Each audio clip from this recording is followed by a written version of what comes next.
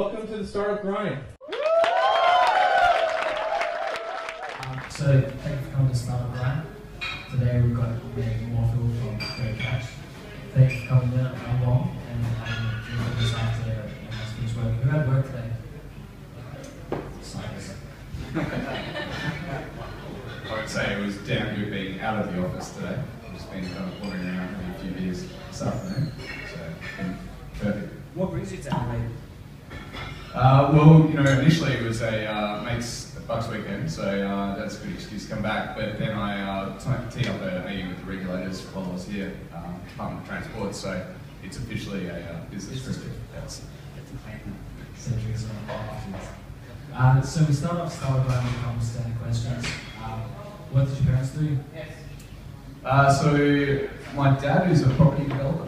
So he's done quite a few commercial properties around Adelaide. Started out residential, you know, buying a beat up house in McGill and doing that up and selling that at a small profit and built from there. So he's certainly been a source of inspiration for me. And he came from a family that didn't have a lot of money. He was pretty self-made. So you know, I think it was, and he was one of 6 kids and only one to go to uni, study engineering at Adelaide Uni, where I ended up studying as well.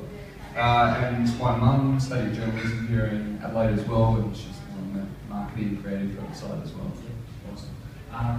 Can you think of what the first entrepreneurial sort of was the first thing you did for business? Using a savings tries to scale to life.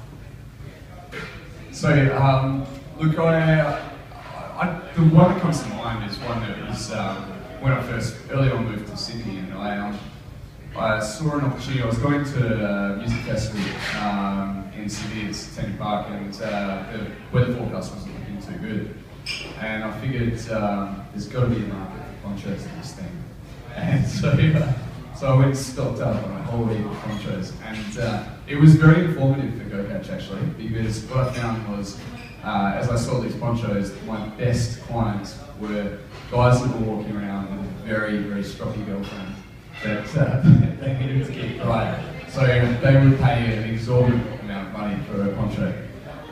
So that kind of ties in with taxis, because when you need a taxi, usually, if you really need a taxi, you definitely need one. Yeah. Yeah. So you moved to Sydney. When did you move to Sydney? So it was around 2006 when I spent 3 years overseas before that. So I graduated from computer systems engineering here in Adelaide at Adelaide Uni in 2002, and through a group called ISEC, some other people might have heard of, that was based out of uni. I did an internship with them in Germany. It was really awesome. It was with a robotics company. They actually build a huge industrial robots that are used in car manufacturing by all the German car manufacturers. So I did 9 months living in Augsburg, just out of Munich, and then after that I went to Ireland. I'd been working in hospitality while I was at uni, and I kind of reverted back into hospitality work in Ireland, and then I bit bullet and I moved to the UK. I was trying to avoid that at all costs, because every Australian does that, right?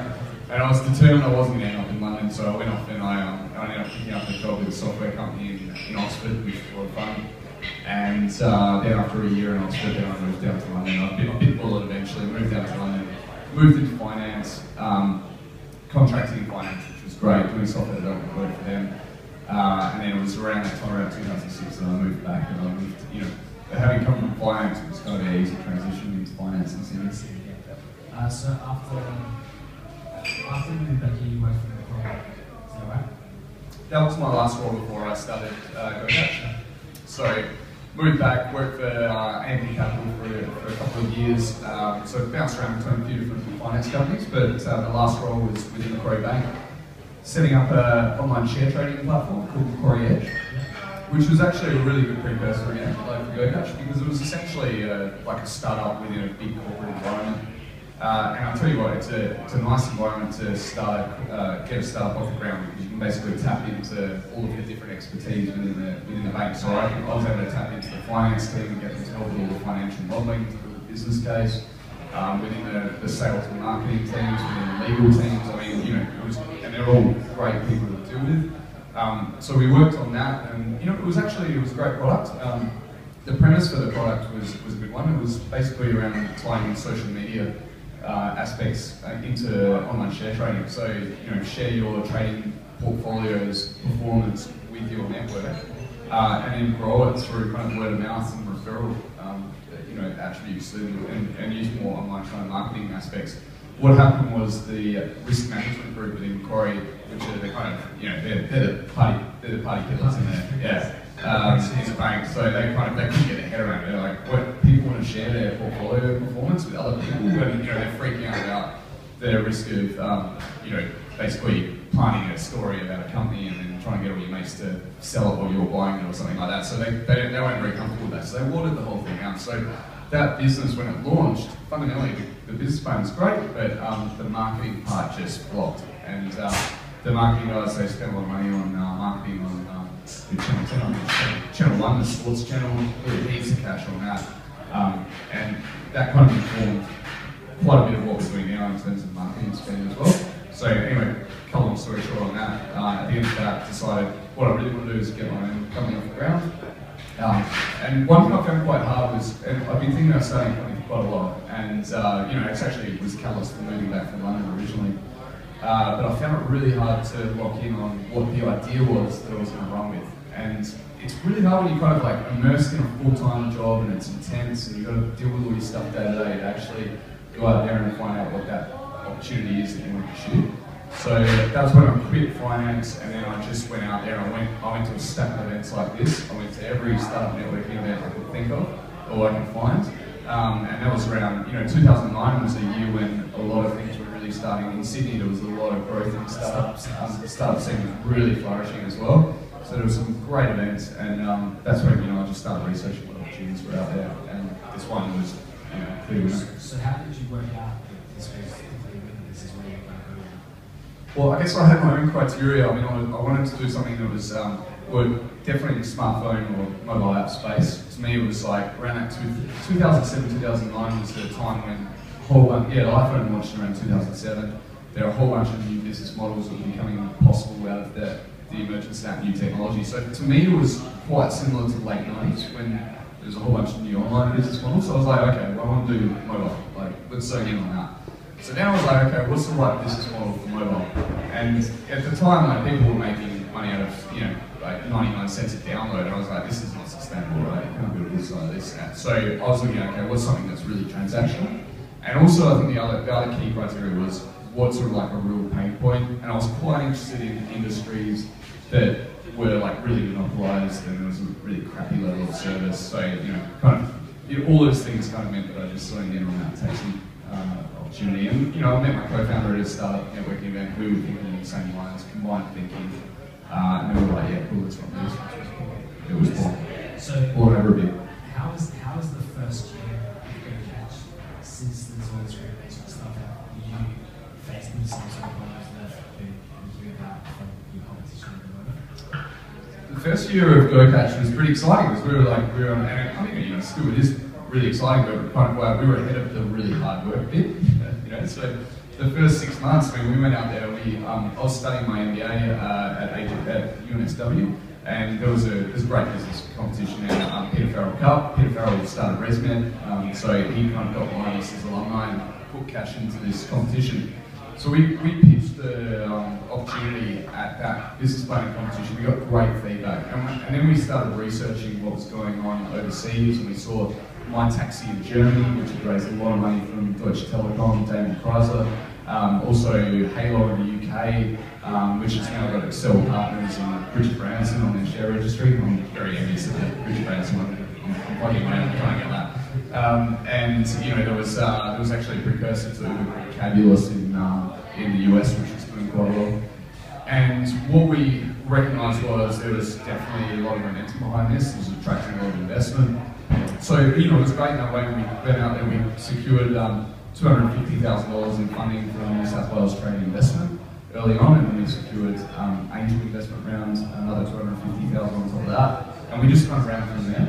But you know, like that's, you know, the early parts of the business planning problems and the feedback, that's an easy bit. The hard bit's like really get stuck in. Yeah.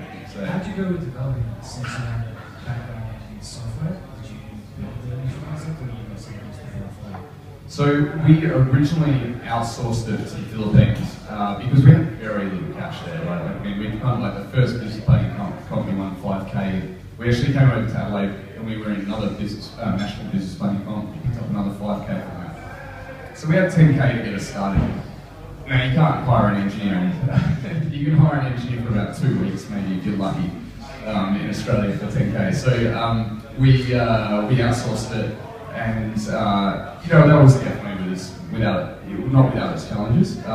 We outsourced to the Philippines. The Philippines are great work ethic, great communication. The guys plugged away and put everything in to get version 1.0 out the door. And that was good. It got us what we needed, but we pretty quickly realised we needed to bring it in-house. It's going to take away to the speed. We just realised we're in an environment where speed was everything.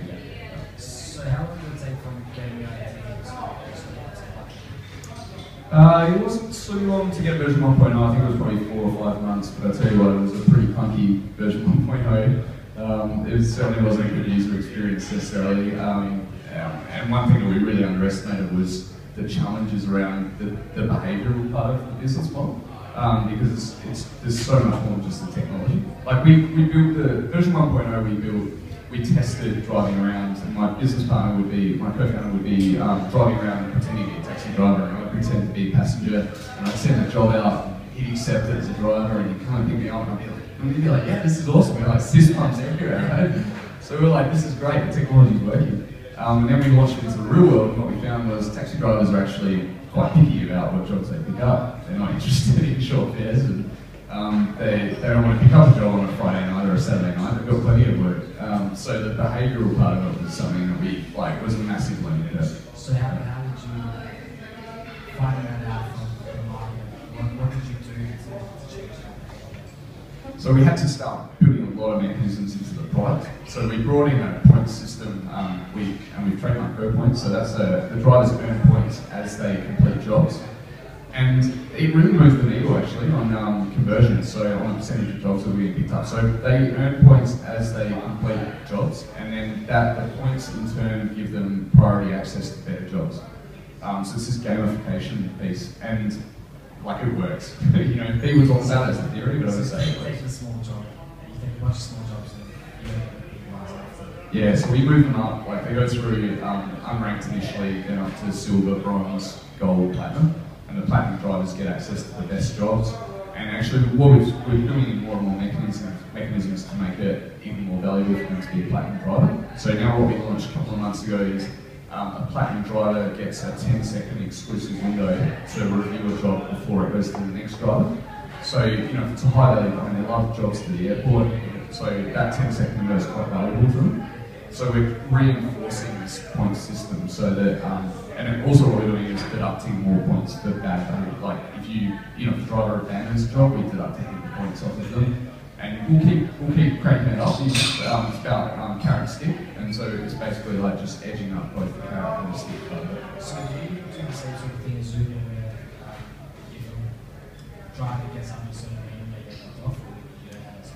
Well, so we've got it, and this is another thing, the operational part. So, I talk about the technology part, that's fine. The technology is bloody important, there's no doubt about that. But then the behavioural side, so what we've got, the operational side of our business is really important as well. We've now put in place a really clear code of conduct for the drivers. So things like overcharging, being rude or unprofessional or abusive, or failing to pick up a passenger. That's all in our code of conduct. We explain that to drivers when they come onto the system. We tell them if you break the code of conduct, it's a 3 strikes and you're out policy. So basically what we do is, and now we've got a great mechanism in there where it's thumbs up or thumbs down at the end of the trip. So you get to provide instant feedback on whether you've had a good journey, what you think of the driver. And our operations team, we've got an operations team up in the Philippines now. So they pick up the thumbs down, they contact the driver. First time they get kicked off the system for a week, second time off for a week again, third time off the system completely. Now it sounds harsh, and we don't really want to kick drivers off the system, but so the idea is enforce the standard and get everyone to live to that standard, right? But this is something that's been really eye-opening about the industry. Something that I've realised a lot is there have been no standards enforced in this industry whatsoever, from what I can tell, for a long time. And that's why we have such a bad experience catching taxis. Yeah, so how does that work now for you? Do you see that your users are using you more because the drivers that they're getting, you get more experience from the taxi industry in terms of like just your drivers that are using the app? Definitely, like it's a process of chipping away at making incremental improvements all the time, and by enforcing this code of conduct, we're lifting the standard, which means people have a better experience, which means we retain them longer. So a really key metric for us is churn. Now, it's churn for a business like ours, a really transactional business like ours. It's quite challenging, like a subscription e-commerce business. And I would say, like, I love subscription e-commerce businesses because you get someone's credit card and you've got their details and you just keep sending them product. Like HelloFresh is a service I use in Sydney. They deliver you a box of food at the start of every week with the recipe, all the fresh ingredients. You don't even have to think about it. Don't have to go to the supermarket. It just comes off your credit card. It's not cheap, but it comes off your credit card, saves you heaps time. Massively convenient, and a business model like that is actually great in terms of low churn. And a Dollar Shave Club is possibly one of the originals of this. So business like ours, well, it's not subscription, you're not kind of like hooked onto it. You actually, if you have a great experience, then you keep coming back and you use it, but it's quite discretionary when you use it, right? So churn is probably one of the most important metrics for us. And that's something that we just, everything, I mean, it's all about the product and the operator. Like, the product is, you gotta look at, take a holistic view, right? It's more than technology, it's operationally what are we doing. It's the brand part of how does that stand customers mind? Yeah, like the experience represents our brand. So if people have a shitty experience, then it drags down our brand, and that's why we're cracking up pretty hard on the drivers thing in terms of the standards. So how have you gone about trying to get your customers? Like, what sort of processes do you have from day one to find people to use the app, and then how has that changed from when you started to now? How you going to get your customers? So we were really like over the last, I mean, we just closed the funding round about 2 or 3 months ago now. So we have spent a lot of time on getting the product right, a lot of engineering and product effort. And product is core to a business like ours. So we're really starting to ramp up the marketing side, but even without much marketing effort, we've acquired 300,000 passengers that are registered with the system since we launched. And we've got 30,000 taxi drivers as well, which is about 40% of taxi drivers nationally.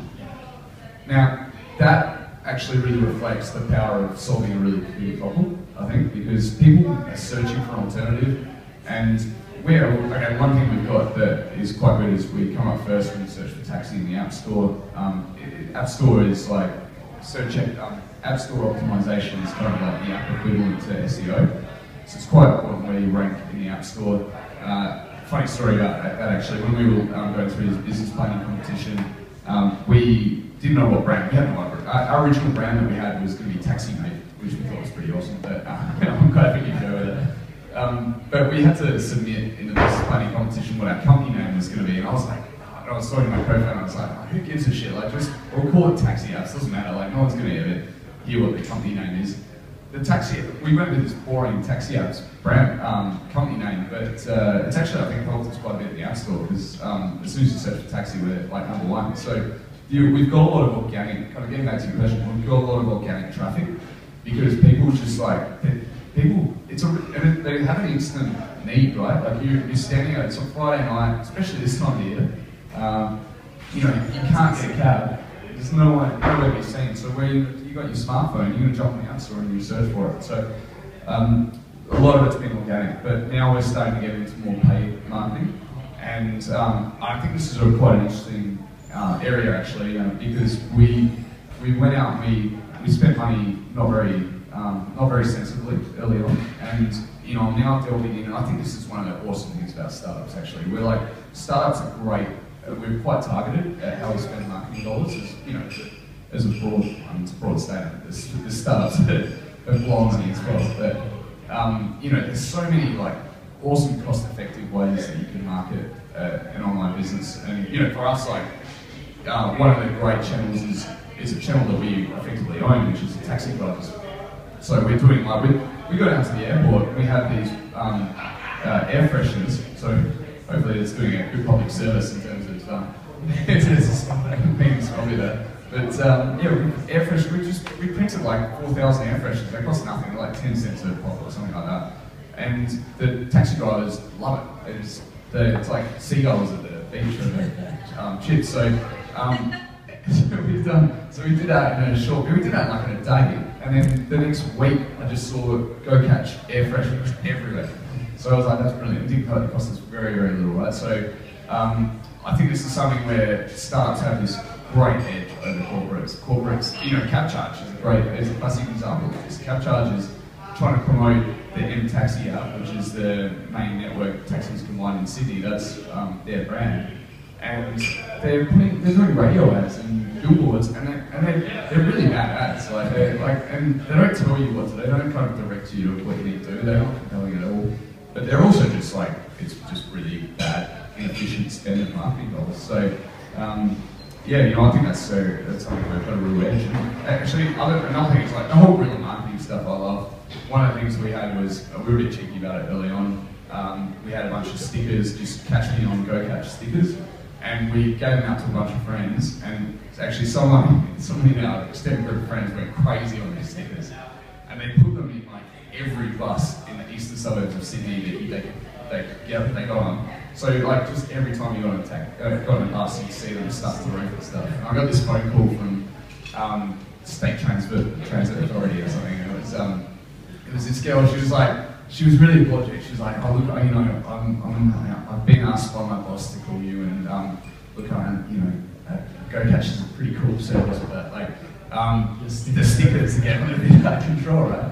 And what it was like, I don't know, APA News Media or someone had the contract for all of the advertising on the buses, on the back of buses, inside buses and everything, and someone from down had like run up the state transport and said, yeah, hang on guys, we got this contract. So I was like, okay, we'll hold off. We'll stop doing that. We don't know who this person is, but we think we might know who they are, so we'll have a word to them. And so they stopped putting new stickers in, but to this day, and I swear this was 2.5, 3 years ago, to this day I still see GoCatch stickers in buses everywhere. I think I'll ask one last question and then open it up for Q&A because we have to get out there before teams. How did you go with raising the last round? Because that was a big round. It was very tough, I'm not going to sugarcoat it at all. It was, we've gone through 4 rounds of funding now. We've raised probably about around $8.5 million in total. Last one was $5 million. What we've got smarter about it over time. And one thing is, I would say, is there is some good money out there for good ideas and good teams. But you've got to get to the networks. You've got to plug into those networks. And early on, I was pretty hesitant about engaging brokers. Brokers will take a percentage of what you raise. But the reality is, as a startup, you want to just raise money quickly. You want to get back to concentrating on your business. The worst thing is like having a funding round that just drags out. So we got smarter about it. We engaged brokers that are kind of plugged into the broader network of investors. Early on, we were quite focused on the typical pool of angel investors and VCs, and I think that the startup community needs to look beyond that because that's a very small pool of funds, and there's actually good money out there for more broadly. So yeah, we just got better. We got the message. We understood things like setting valuation early, being quite clear on that. Earlier rounds, we did set valuation, and then kind of investors sit back and they go, well, okay, we like the business, but what's it going to cost to buy a share? So there's a few little tricks to just speed the whole process up, but it's not easy. And, you've got to have a great story, and you've got to show that you're getting traction. So, because you raised some money from some founders, didn't you? We did like that, and that's been a big emphasis in the media. And that the latest AFR article kind of the journal took a little bit of liberty on that actually. So I had to kind of bring up a few shareholders explaining that one. There's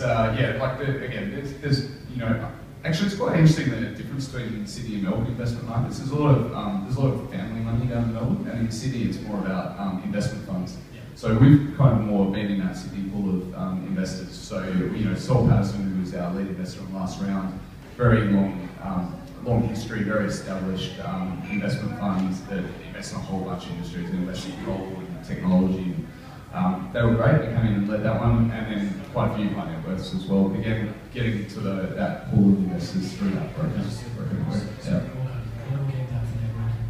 Yeah, it all comes down. Yeah, and you know you can do it. So you know if you've got a great network, you can do it yourself.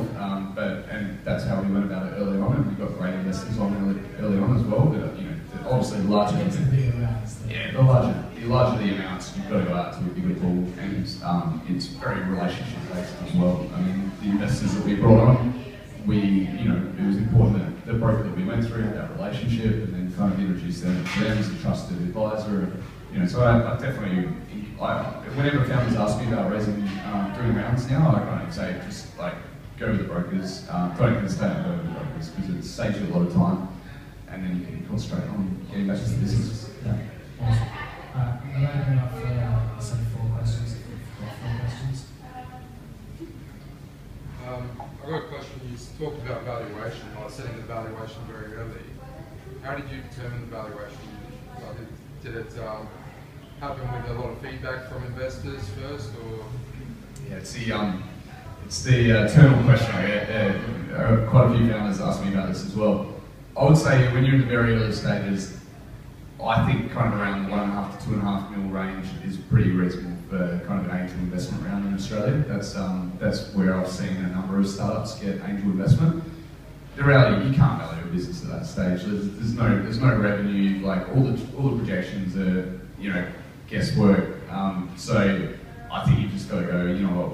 What's a reasonable thing to keep the the investor wants the founders to be deeply motivated and have plenty of skin in the game, so it would be crazy to do a low valuation as an early stage investor. So I think that's kind of your starting point, your angel round. I think as you go on, what you would then want to look at is what's your trajectory? Where do you think you can get to in 3 years in terms of revenue? And the Australian market is based on revenue and what multiple you can apply to the revenue. So that's how we've approached the last couple of rounds, is what's realistic that we can get to in terms of revenue. And I think a bottom-up approach is quite important for that as well. So I don't think investors buy top-down approaches, like going, I'm going to get 10% of the market share. Like 10% of the Australian taxi market is massive. I mean, we'll break even at 1.5% or something like that. So top-down isn't plausible. Bottom-up is. So where have you come from? How fast are you growing? Where can you get your revenue? And then so take that, and then you say, okay, well, we think based on this current growth rate, we'll get to this point in 3 years, and we'll get this revenue. And then I think like a 15 times kind of multiple on revenue is not unreasonable for a technology company, and I think there's plenty of precedents to support that. So that's how I approach it at a later stage.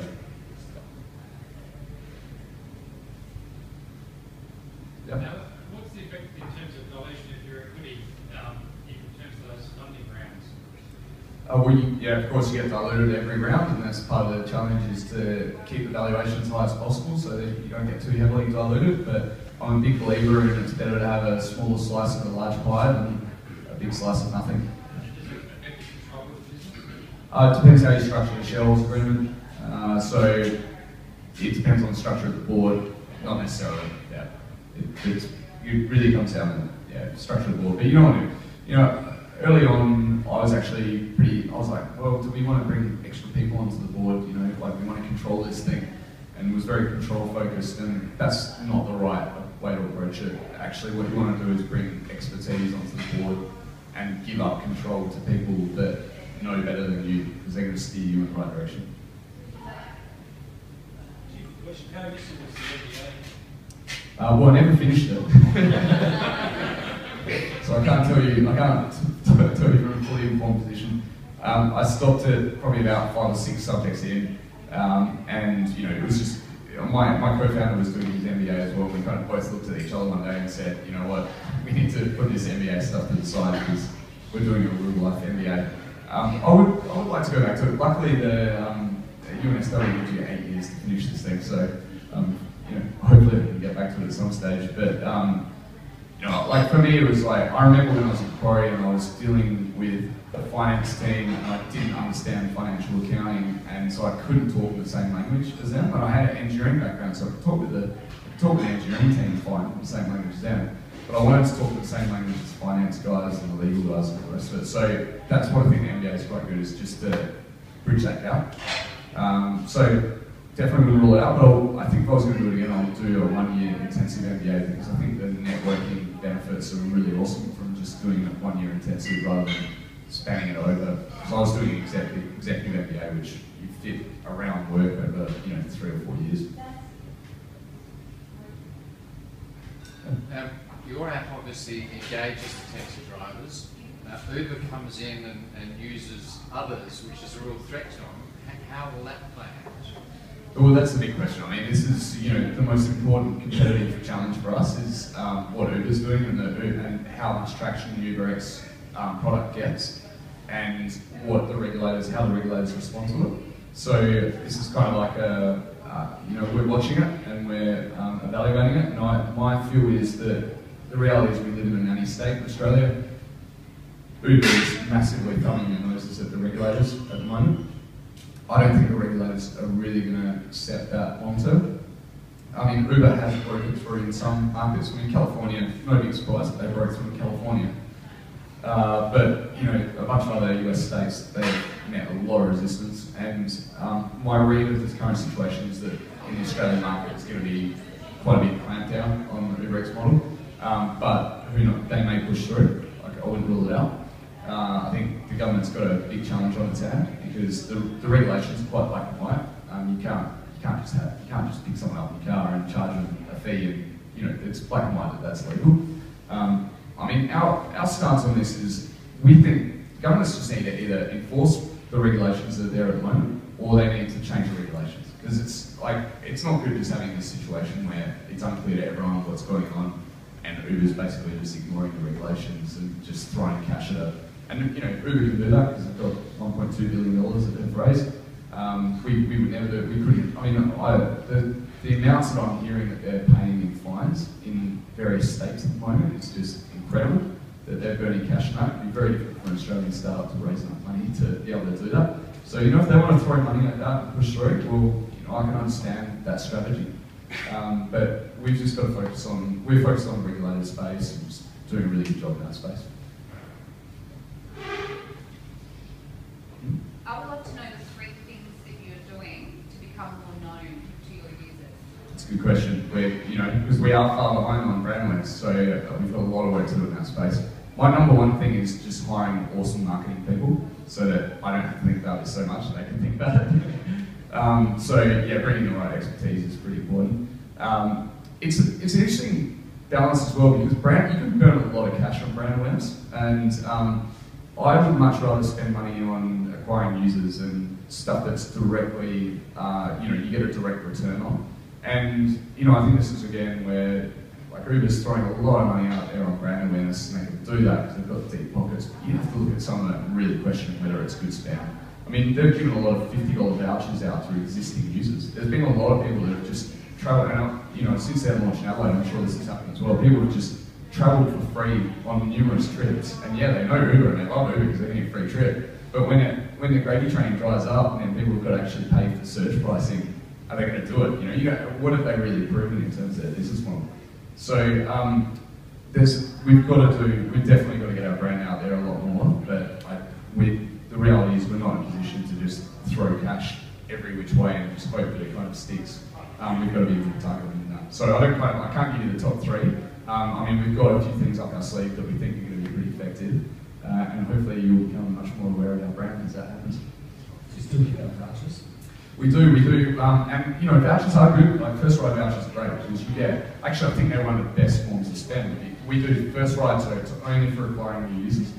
And the great thing about that is that only costs us money if someone downloads the app, books the taxi, and pays for the taxi at the end of the trip. So I love that kind of marketing spend. When we go out and we do a partnership with a company and we're giving first ride vouchers to their staff, for me, I'm just no brainer. Let's just do it because it either works and we pay, or it doesn't work and we don't pay. So the worst thing is when you pay 20 grand for a billboard or something and you got no idea if that's going to work, right? We're doing first ride vouchers and we're doing referral programs as well. I think there's a few real fundamentals around marketing. I think marketing automation, every online business should have marketing automation in from day one. So for those who aren't familiar with it, it's about transactional emails, or in our case, push notifications and SMS as well to push people through that funnel. And I think referral programs are also one of those things that you just want to get right early on, because when you get the recipe right, it just pays for itself. As well. Yeah. Absolutely. It works well when I can refer someone else, I get something for it. It just as easy an ambassador for a product. Yep. Yeah, and you know, again, there's nothing more powerful than getting a product referred by your friends, and then if you can get the credit towards your first usage, even better. What sort of traction and how much traction did you use to get your first investment? Oh, like we had no traction really. we brought those guys on. 1.0 had just been out the door for like a month or two. You know, no, we were selling the dream. For the first round, it was about selling the dream, selling the vision, selling the sizzle. that's definitely important. But you've got to have, I think it is important to have a working product out there that they can try out, see. Yeah. I don't think I would invest in a company that's pre-launch. You got to see, because it's a proof of the tech as well. How good is the engineering tech?